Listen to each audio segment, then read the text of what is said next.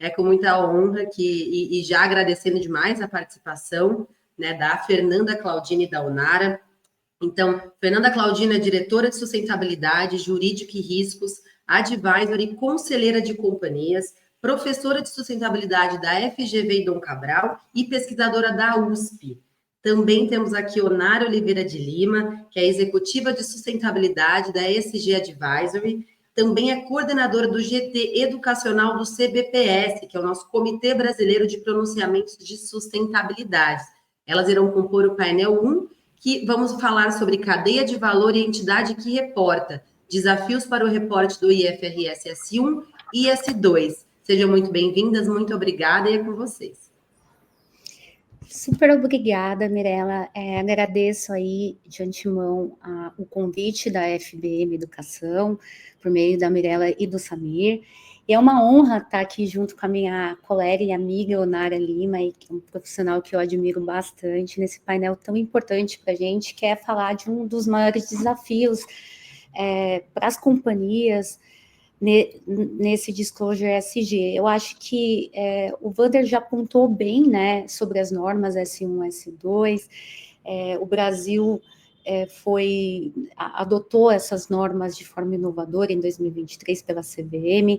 Agora, recentemente, o Banco Central também endossou essas normas. Então, é um desafio muito grande para as companhias abertas e para as instituições financeiras, porque esse disclosure não é um disclosure trivial, né, feito por meio em que as empresas já faziam por meio desses diversos padrões. É um disclosure que traz uma complexidade e uma apuração minuciosa das informações, porque ele chega no valor relevante, né, da contabilidade, da importância daquele risco, daquela oportunidade dentro da companhia, que vai gerar o valor final, né, o disclosure financeiro e a informação relevante, que é isso que a autarquia pede. Então, é um processo que vem sendo feito para as companhias, né, companhias abertas que têm essa obrigatoriedade em 2026, que já vem sendo feito por elas para identificar aí dentro da sua gestão e dos seus diversos processos internos, a melhor forma de operacionalizar a fim de conseguir localizar esses dados para que ele chegue lá da ponta da operação da empresa até o contador, né? Conforme mencionado também pelo Wander, o profissional, né, que vai ser responsável por assinar esse relatório em 2026, quando for para a autarquia, é o contador. Então, precisa ter todo um processo de ser feito de forma minuciosa para que essa informação chegue de forma clara e objetiva no momento em que for confeccionado o relatório. Isso para as informações dentro da operação, né? Mas a gente também tem um desafio muito grande. Por quê? Porque a norma traz uma extensão dessas informações, para que sejam divulgadas essas informações, também da sua cadeia de valor, na S2, né, que é referente às mudanças climáticas, e que nossos colegas vão se aprofundar mais no próximo painel. Mas aqui no que tange a cadeia de fornecedores, eu vejo, assim, particularmente, dois desafios iniciais. O primeiro é a empresa conseguir, né, construir um sistema em que ela possa identificar e padronizar essas informações que ela vai precisar reportar, tendo em vista que cada fornecedor, ele é uma empresa também com diversos tamanhos, né, e diversos níveis de governança corporativa, e tem toda a sua complexidade, né, de formação. Então, para você atingir o que a norma quer, que é chegar nessa informação que vai passar por toda a organização da empresa que, né, vai precisar fazer o disclosure,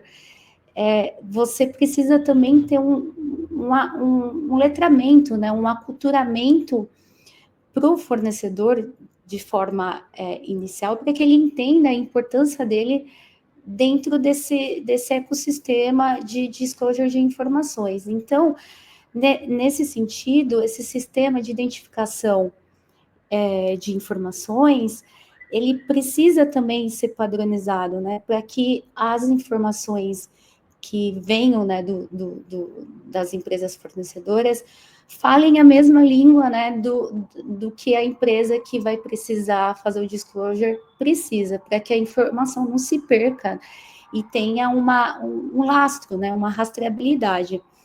Então, e levando em consideração também que cada fornecedor, ele tem outros contratos com outras empresas também. Então, é preciso criar, né, uma padronização de informações dentro dessa empresa para que não se crie também uma forma padronizada a fim de facilitar esse fornecedor também na hora que ele for passar as informações, tanto para os padrões que ele precisa passar internamente, responder os reports, mas também no sentido de ser fornecedor de mais de uma empresa, né, com empresas distintas, segmentos diferentes. Então, por isso que é preciso. E nessa linha, uma iniciativa que vem ajudar bastante é agora a recém-aprovada, né, taxonomia brasileira, que foi aprovada durante a COP, e que vem, né, com esse viés de padronizar as informações de sustentabilidade. Eu acho que isso é um caminho, né, que possa servir aí para essa empresa criar esse sistema de identificação e padronização dessas informações, para rastrear essas informações. Agora, o segundo ponto é a rastreabilidade, né? Então, ter esse lastro, né? Então, criar um sistema em que seja possível guardar todas as informações do fornecedor desde lá do início, da ponta, né, até a contabilidade, a controladoria da empresa que vai ser responsável por reportar, mas que isso seja feito de forma segura e tenha essa confiabilidade mesmo dessas informações que ali estão inseridas, tá?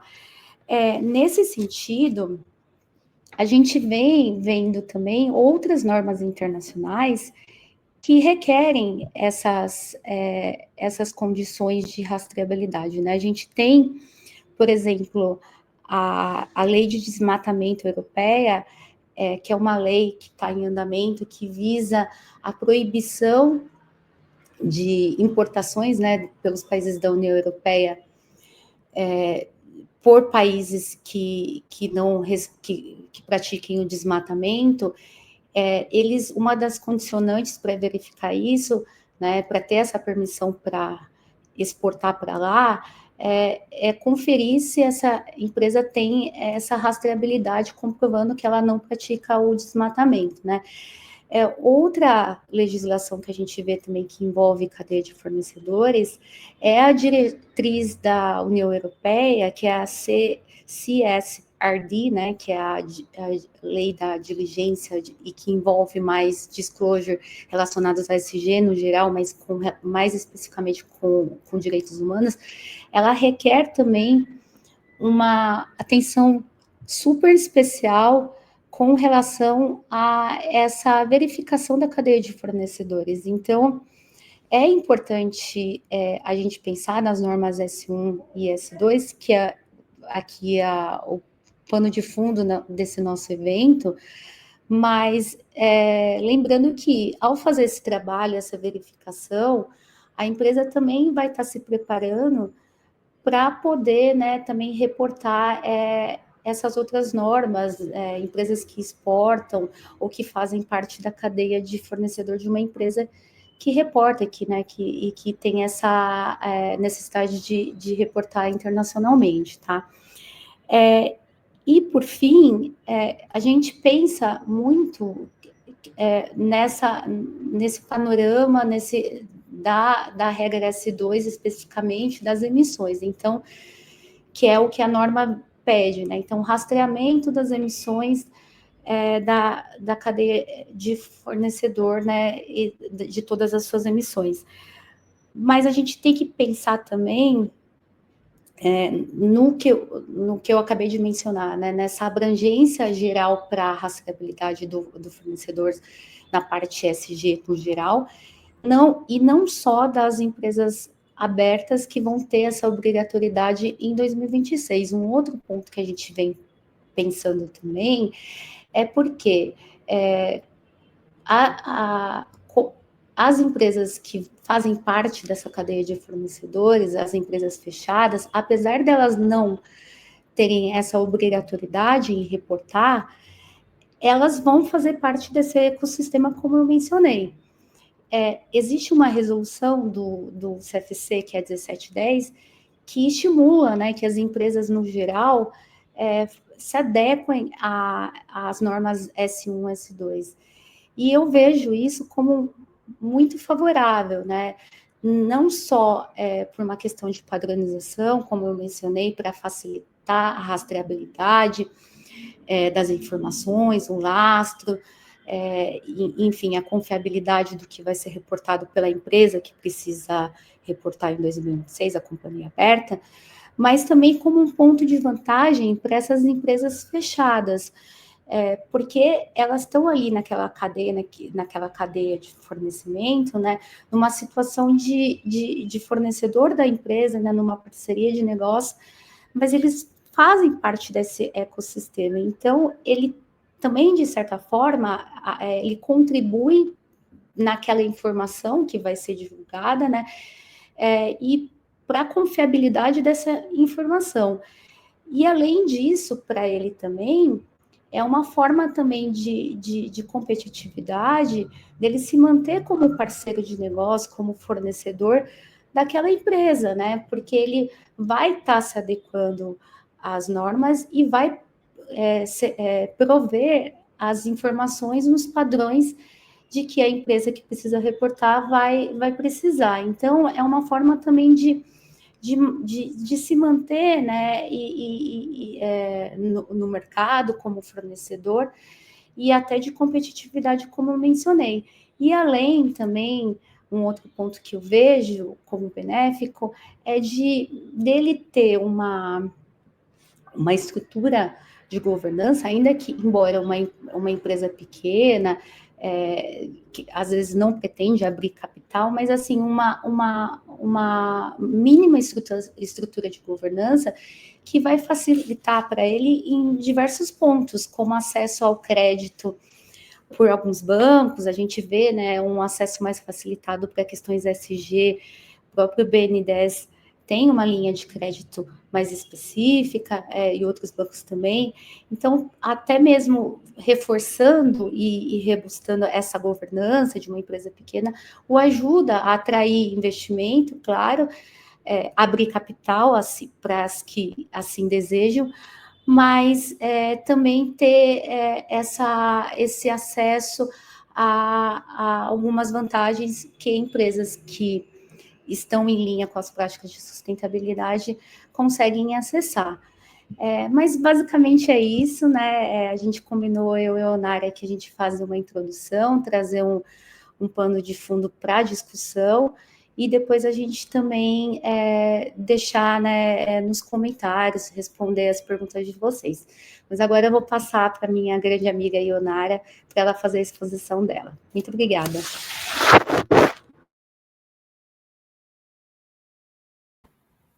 Obrigada, Fernanda, pela introdução. Para mim também é muito bacana poder dividir um painel com você, até porque a gente sempre compartilhamos as nossas ideias, nossos pontos de vista nos bastidores, e agora estamos aqui, né, no front, né, junto com toda essa audiência. Agradecer as pessoas que puderam estar aqui com a gente ao vivo, participando e nos ouvindo nesse compartilhamento que, na verdade, a gente está falando de uma curva de aprendizagem, né?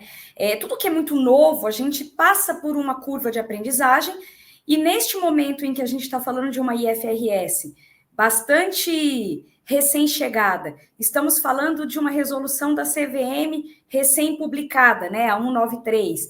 Então, nesse momento, a gente está digerindo tudo isso ainda, compreendendo como isso nos desafia do ponto de vista de relatórios, de informações, e principalmente entendendo o que pluga dentro daquele universo qual a gente já está acostumados aí dentro dos reportes e dos frameworks e dos modelos os quais a gente já utiliza.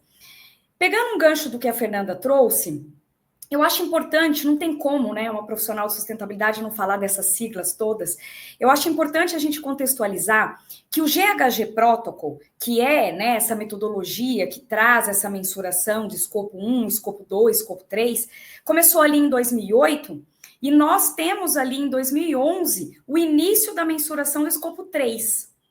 E quando a gente fala de cadeia de valor, a gente está falando desse escopo 3. Porém, a gente precisa compreender que o escopo 3 sempre vai ser o escopo 1 e o escopo 2 de alguém. E quem é esse alguém? São as grandes companhias que contratam toda essa cadeia, que é uma cauda muito longa. E essa responsabilização sobre os temas que envolvem essa cadeia vai ficar cada vez mais latente quando a gente fala de uma IFRS que precisa traduzir esses riscos e oportunidades para uma linguagem financeira.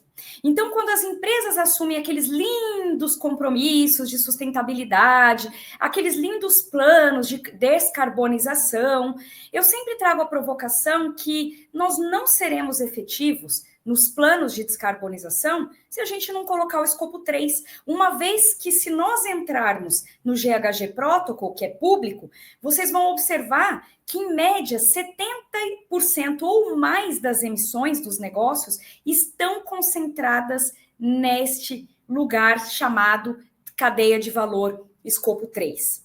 Então, como a gente pode falar de uma descarbonização sem trazer para a mesa de decisão esse enorme desafio concentrado nessa cauda? E aí a gente precisa o quê? De confiabilidade do mercado, rastreabilidade, como a Fernanda bem trouxe. E eu ainda vou além, pessoal. Quando a gente pensa que o assunto é tão novo, na verdade não é tão novo. Porque se nós pararmos para pensar, a IFRS S2, que trata de clima, né, de riscos climáticos e toda essa parte de mensuração para uma linguagem que extrapole dados de sustentabilidade, mas que tenha a capacidade de traduzir para uma demonstração financeira, e aí que está o nosso grande desafio, aí que mora o perigo, a gente tem que pensar que desde o ano 2000 nós já temos o CDP. Quando a gente olha para a IFRS S2, ela está concentrada em frameworks que já existem há muito tempo. Então, o CDP existe desde o ano 2000, então olhem que não é nada novo, e a TCFD, que é a metodologia, né, que mensura esses riscos climáticos financeiramente nas operações, existe desde 2015, gente.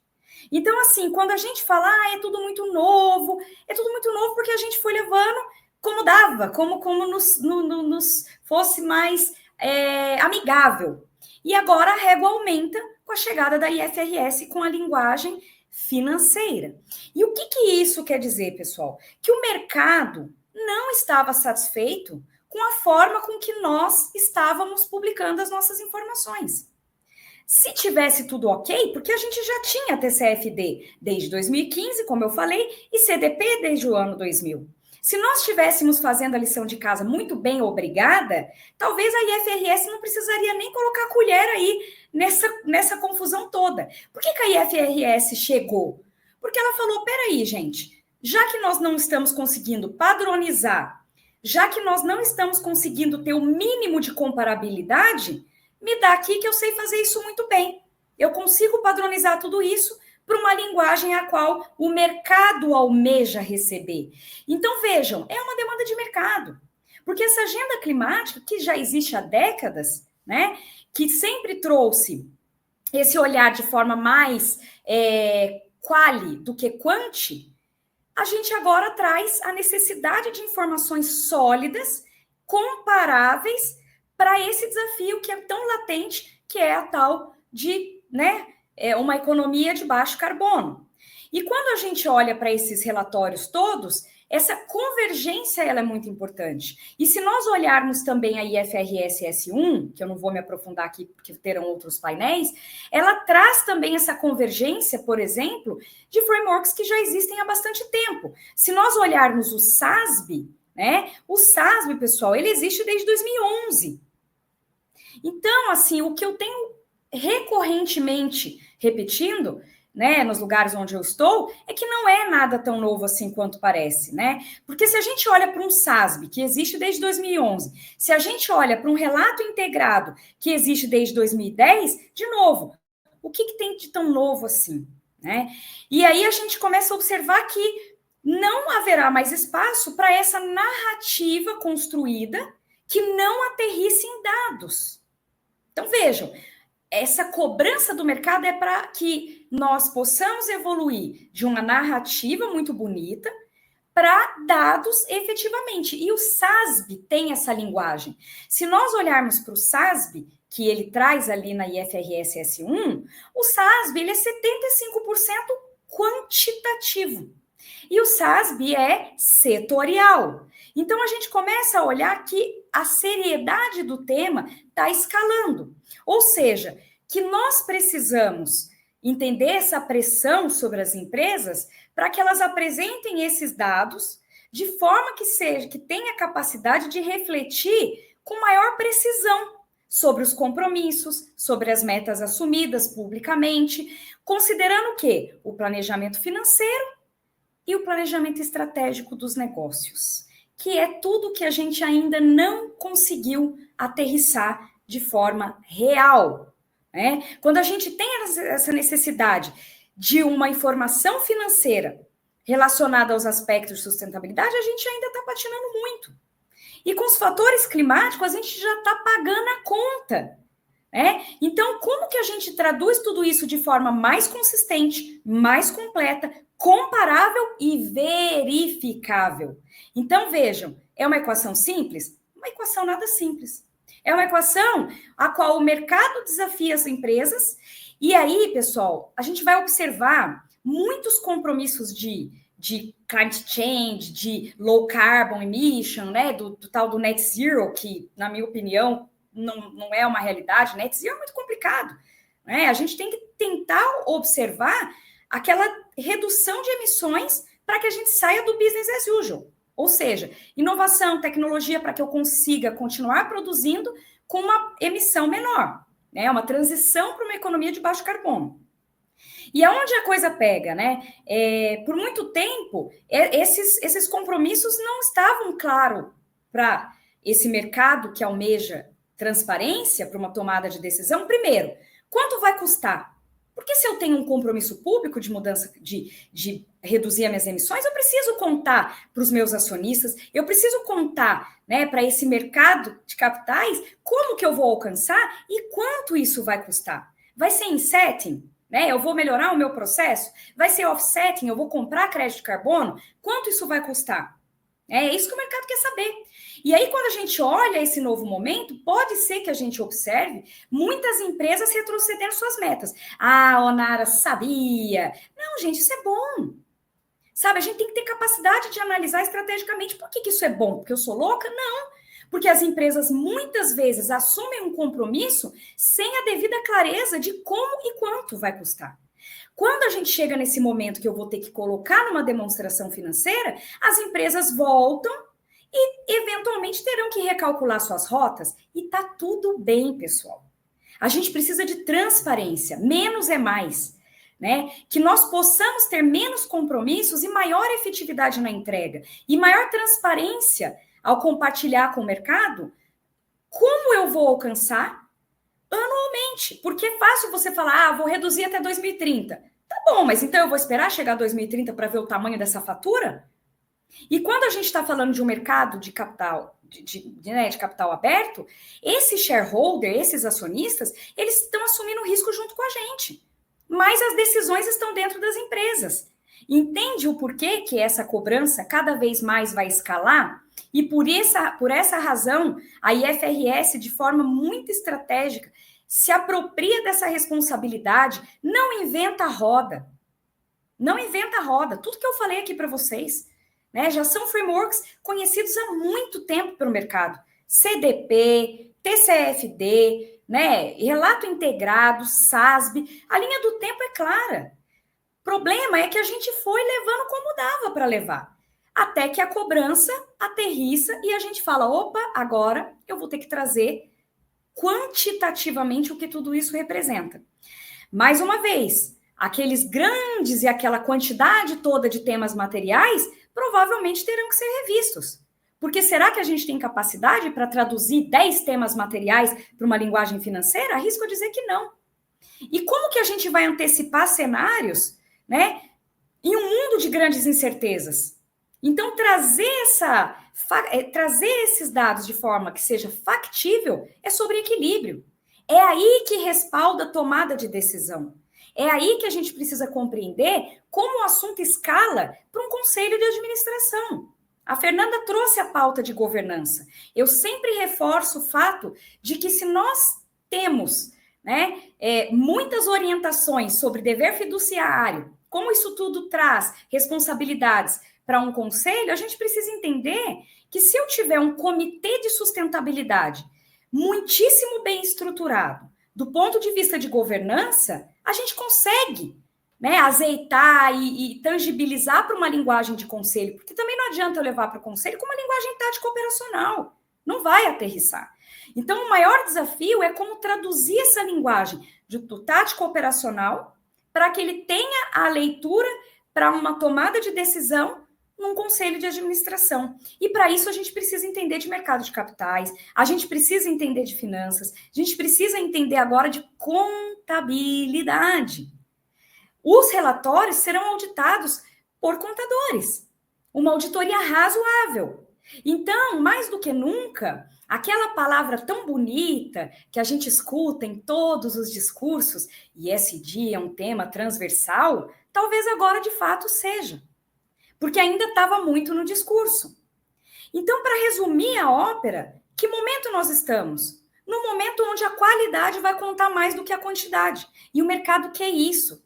Para a gente ter transparência, eu preciso ter respostas. E hoje, muitas vezes, as empresas não têm respostas para todos os compromissos que elas assumiram.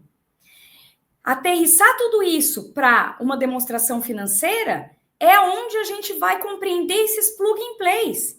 Tá, então o meu plano é esse, aonde que eu estruturo? Para que eu consiga compreender se ele é um passivo, se ele é um ativo, para eu compreender se eu consigo, né, atingir essas metas no prazo qual eu compartilhei publicamente esses compromissos. E partindo aqui para encerrar essa primeira etapa de uma abertura, como a Fernanda bem trouxe, nós combinamos de fazer aí esses 15 minutos iniciais. Isso aqui é um bate-papo, por favor, tragam suas perguntas, vai ser ótimo a gente conversar aqui. Nós precisamos entender que barreira comercial ou não, por exemplo, a União Europeia é um grande parceiro comercial do Brasil. Agora a gente está vendo o acordo da União Europeia com o Mercosul, né, trazendo essa realidade, aterrissando.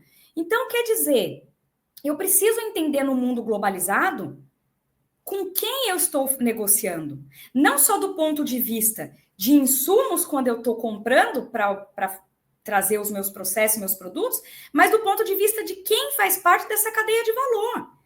Eu digo, sem medo de errar, pessoal, mas sem nenhum medo de errar. O maior desafio do ESG não está dos portões para dentro.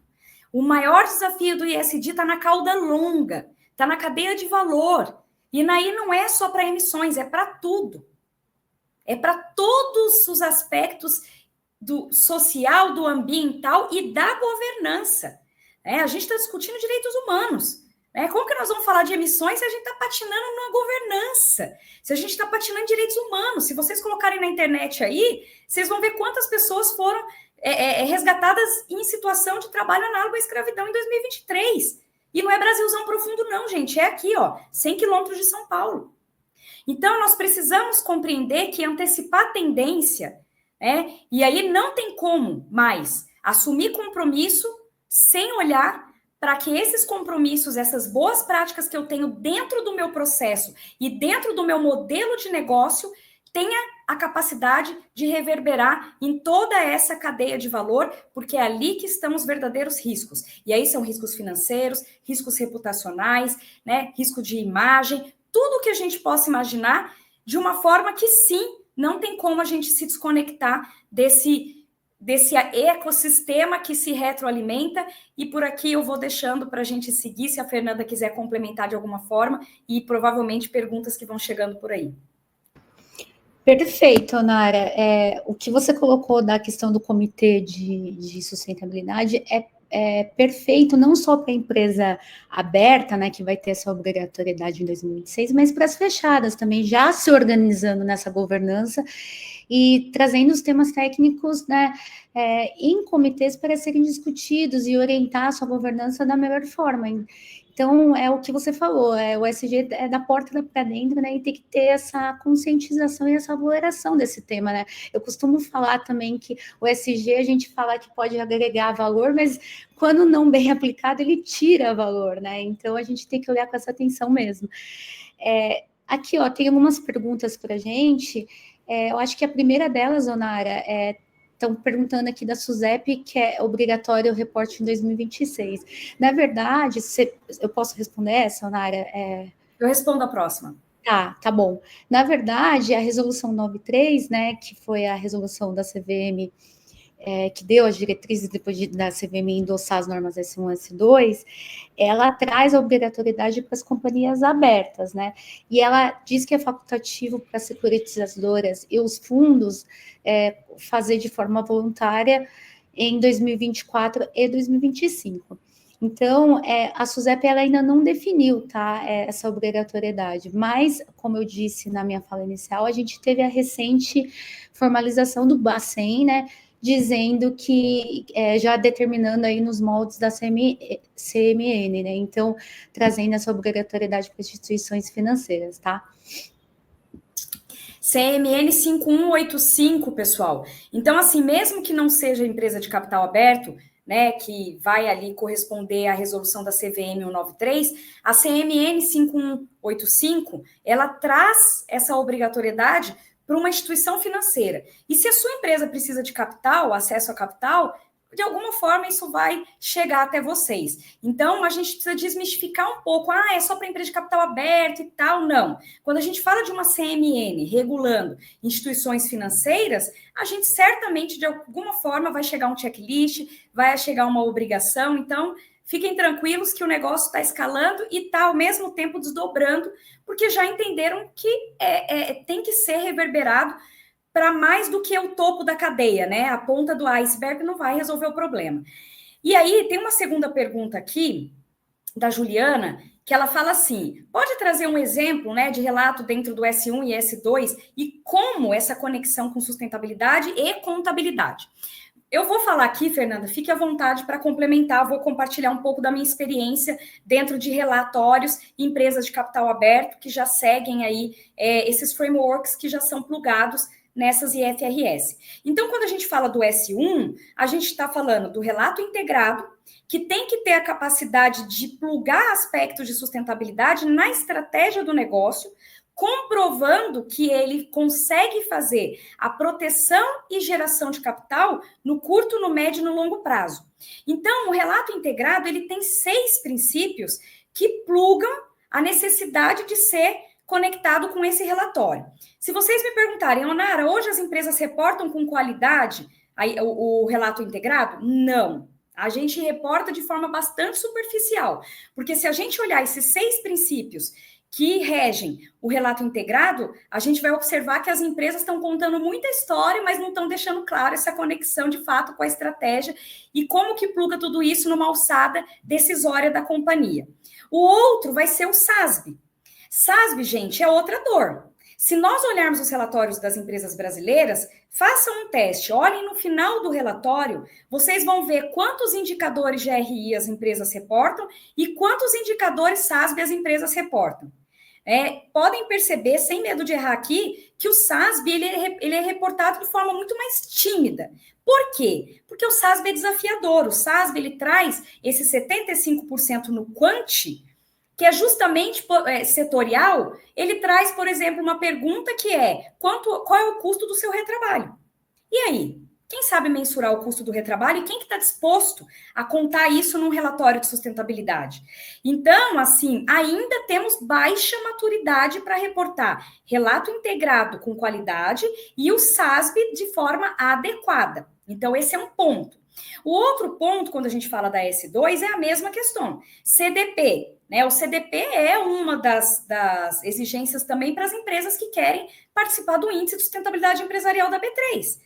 Né? Então, o CDP, ele também traz essa conversa com o mercado de forma transparente num questionário que é bastante técnico e que não é simples de responder se não for efetivamente a realidade que está acontecendo dentro da companhia. E a TCFD, que é a metodologia para calcular os riscos financeiros nas operações, que foi uma metodologia trazida pelo mercado financeiro, pelos bancos, para entender os riscos que as mudanças climáticas trariam nos setores que eles estão financiando, a gente tem poucas empresas ainda que realmente implementaram a TCFD dentro de toda a sua metodologia.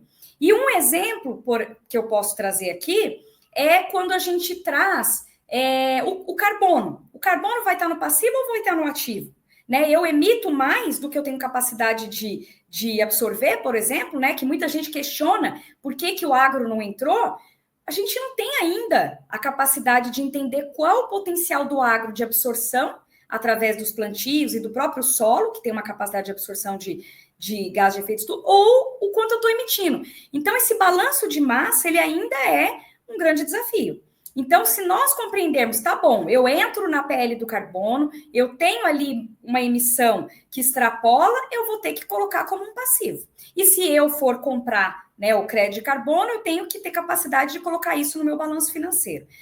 Claro, Juliana, como eu falei no início da minha fala, vai ser uma curva de aprendizagem. Né? Nós não temos resposta para tudo. A gente vai construir tudo isso, dado o fato que a nossa maturidade ainda está baixa, mesmo sendo frameworks que existem há muito tempo.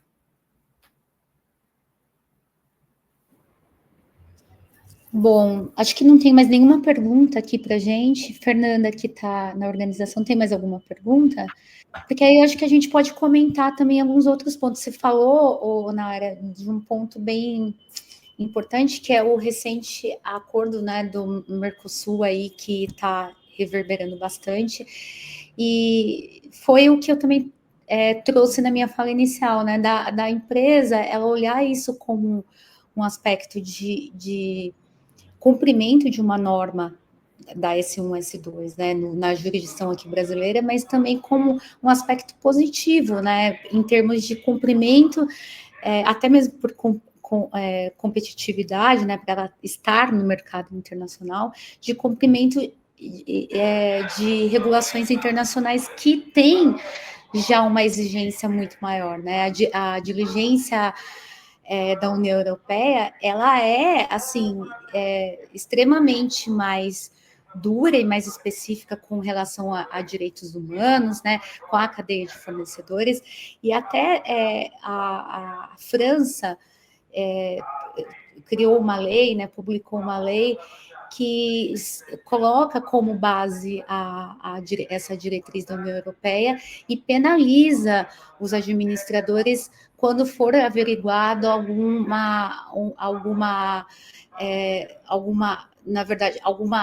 crime, né, com relação a direitos humanos, alguma falha daquela empresa de não atendimento a essa diretriz. Então, para a gente ver a importância disso em termos internacionais, de como isso também vem vindo para o nosso país, né? Então, a gente vê esse acordo aí do Mercosul com a União Europeia, a gente também tem que subir mais a régua, né? E ter essa harmonia com os respectivos arcabouços internacionais, né? Então, acho que até mesmo para a gente melhorar aí o nosso potencial como player no mercado internacional, tá? Ô, Fernanda, isso é tão importante, né, você trazer e reforçar aí essa fala, porque é o seguinte, né, pessoal, quando a gente fala, e isso é muito importante a gente ter clareza, quando a gente fala, mas a minha empresa só tem operação no Brasil, mas a minha empresa é uma empresa de capital fechado, bom, resumindo a ópera, né, o que a gente tem que ter o olhar? que ainda que a empresa tenha operação apenas no Brasil, ainda que seja, sei lá, uma empresa de capital fechado, a gente precisa entender um fato que é determinante. As organizações disputam os mesmos investidores globais. Então, vou repetir, as organizações disputam os mesmos investimentos, né, globalmente falando. Então, esses investidores, eles são global, né, são globais. E esses investidores querem as mesmas informações. Então, o que é importante? A gente planejar, né, esse nível, né, entender esse nível de maturidade, como que eu reporto as informações, né, como que eu consigo metrificar, porque o que a gente observa muito é assim, eu já faço muito no ISD, mas não consegue mensurar, desculpa, o ISD é justamente sobre mensuração e como que eu vou mensurando essa evolução, né, então assim, pessoal, quando a gente fala de dinheiro, a gente está disputando a mesma fatia do bolo. Quem tiver mais preparado vai pegar a maior fatia do bolo. Se vocês olharem, né, o Itaú recentemente trouxe o compromisso de R$ 1 trilhão para projetos que consigam, né, absorver e demonstrar e comprovar que tem aí essa conexão com a sustentabilidade ESG.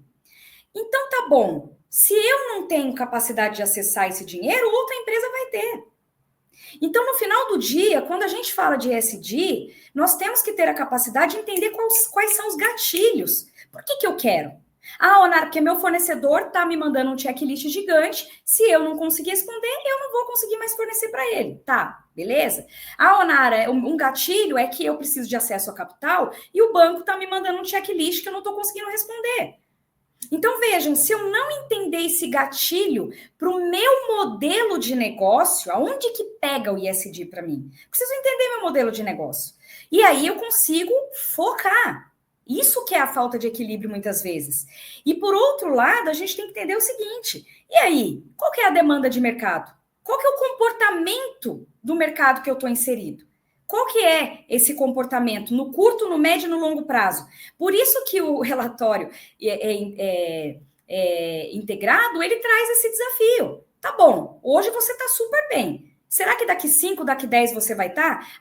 Onara, tá vendo? E ESG é longo prazo. Não, porque o fato de ser médio e longo prazo não é em detrimento do curto.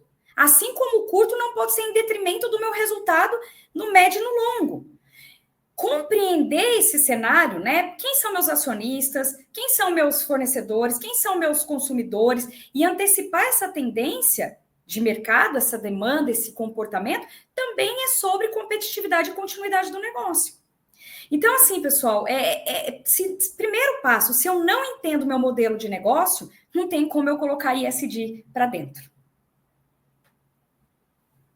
E tem mais uma pergunta aqui, tá?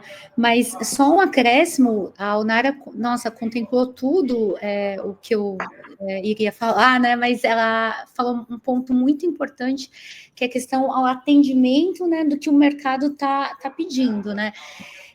Eu lembrei, Onara, também de um ponto importante que é as NDCs, né, que são os compromissos assumidos do Acordo de Paris, que os países, né, se comprometem aí com a redução dos gases de efeito estufa. E o Brasil tem uma meta super ambiciosa agora, né, afirmada na última COP.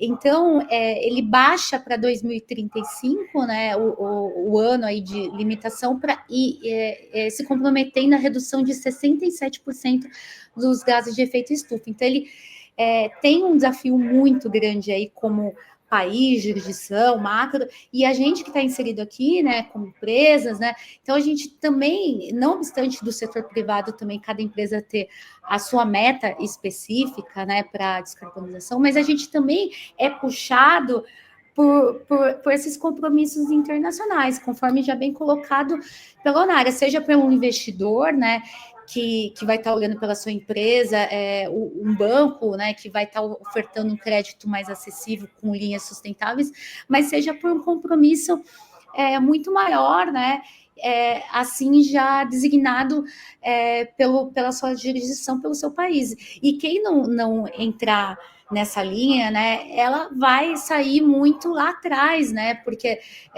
vai ficar atrasado, porque as empresas, elas têm se encaminhado já com compromissos ambiciosos, mas também acompanhar as NDCs da sua jurisdição, também é um desafio, né, para as empresas. Então, acho que quem não conseguir revisar o seu plano estratégico, né, e se aproximar de um planejamento aí que mais se aproxime a esses compromissos internacionais, tende também a ficar para trás, tá? E aí tem uma pergunta aqui, ó, Nara, para a gente, que é verdade, é uma pergunta do Flávio Sabá, né? É verdade que os bancos terão que reportar os impactos de emissões e os financiamentos para seus clientes, né? Foi o que a gente acabou de mencionar, né? Que teve a decisão aí do Bacen, né? Na CMN que a Onara mencionou, né?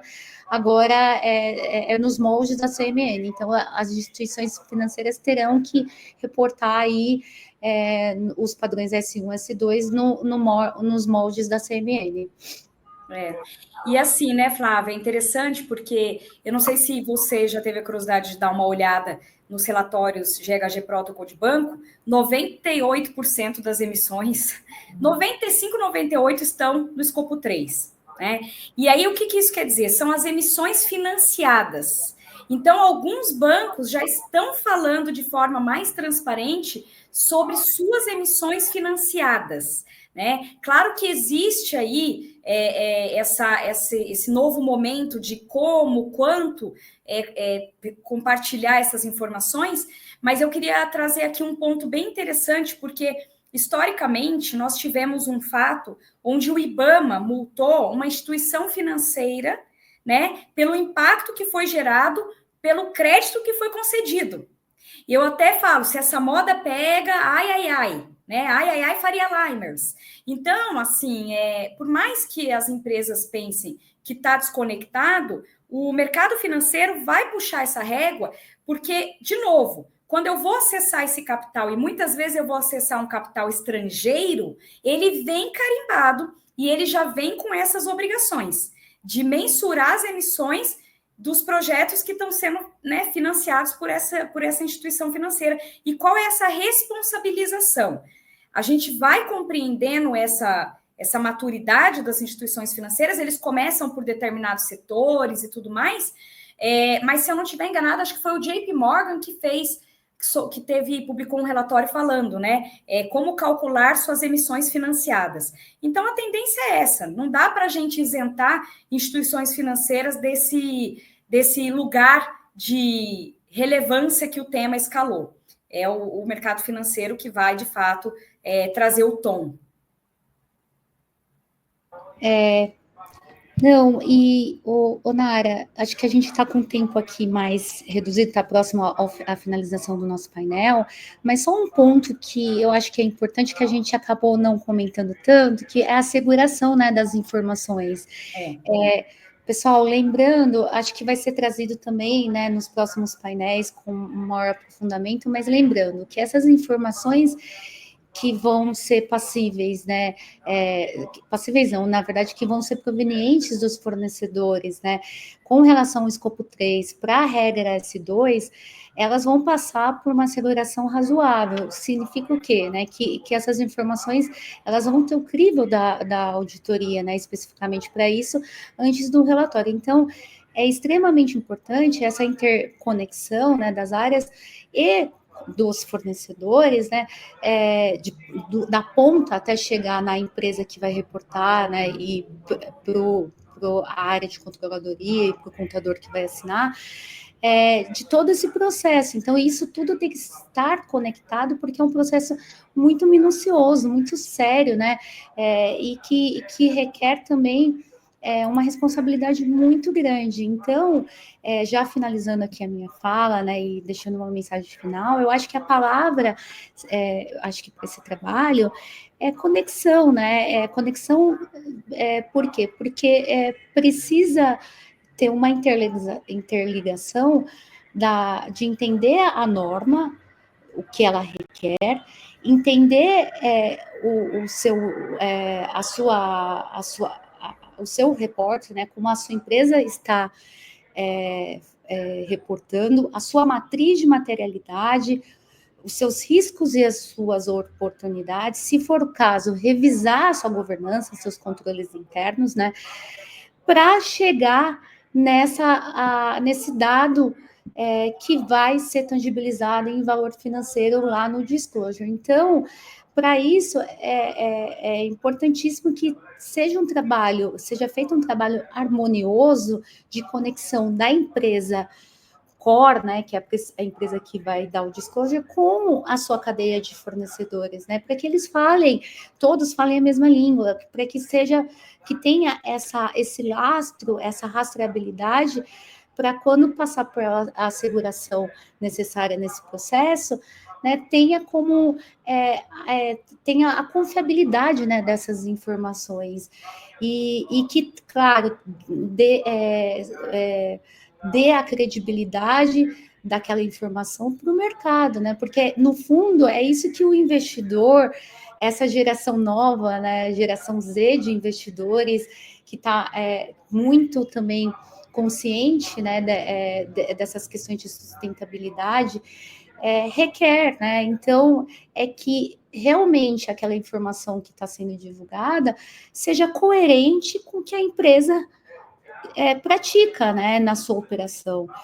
Então, essa coerência, ela precisa existir. Para que isso se chegue nessa coerência, é preciso um trabalho árduo aí de conexão e de trabalho conjunto também coletivo de todas as áreas, contabilidade, sustentabilidade, jurídico, né, as operações, os fornecedores, para que tenha se fale essa única língua, né, na hora de reportar. Eu agradeço muito o convite da FBM Educação para estar aqui hoje, Mirela, Samir, e também agradeço ao público, né, parabenizo também a Unara, que é minha colega, e é isso, tá? Fico aqui também depois para possíveis, né, contatos, coloco aqui meu contato à disposição. Muito obrigada. Legal, Fer. Vou concluir aqui de forma bastante pragmática, mas eu não poderia deixar a resposta do Alisson aqui ficar no ar, né, Alisson? Ele pergunta como a cadeia de fornecedores serão impactadas, mesmo não sendo obrigadas a reportar sustentabilidade. Acho que muitas das coisas que a gente falou aqui, ela já entra, né? Primeiro que ESG é gestão de riscos. E cadeia de valor está inserida nessa gestão de riscos.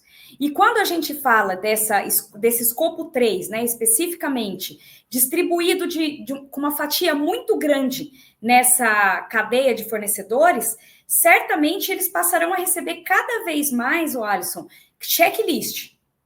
Então, ele vai receber, você está fazendo GHG Protocol, você mensura suas emissões, você faz relatório, você tem GRI, e esse checklist vai ser essa barreira comercial que a gente conversou. Então, toda vez que esse fornecedor, que não é, né, obrigado pela regulação a trazer suas informações para o mercado, ele vai ser cobrado pelo fornecedor para ter continuidade nesta prestação de serviço, né? Porque já entendemos que o risco na cadeia de valor é grande e cada vez mais todos os pequenos e médios, que muitas vezes não são influenciados por uma demanda regulatória, de alguma forma ele vai ter que minimamente atingir esses critérios que as grandes companhias que estão contratando vão exigir que ele passe a ter. Então, na minha opinião, esse vai ser o primeiro gatilho, né? O fornecedor batendo na porta e falando, meu amigo, vem cá, você quer continuar? Então você precisa melhorar sua governança, precisa melhorar seu reporte no E e no S. E por outro lado, como a gente explicou, o acesso ao capital.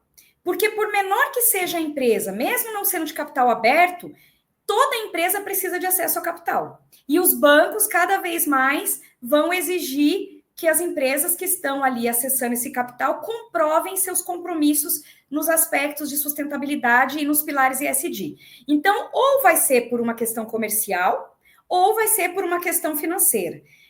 Por enquanto, não vejo outra que não seja essas, tá, Alisson? Pessoal, agradeço o convite da FBM Educação, agradeço a Fer por estar comigo aqui, né, nesse painel, essa conversa tão fluida, agradeço as pessoas que puderam estar com a gente, E como a Fernanda bem disse, fico aí à disposição e que tenhamos aí uma noite de muito aprendizado, porque as pessoas que vêm por aí têm muito peso. Obrigada.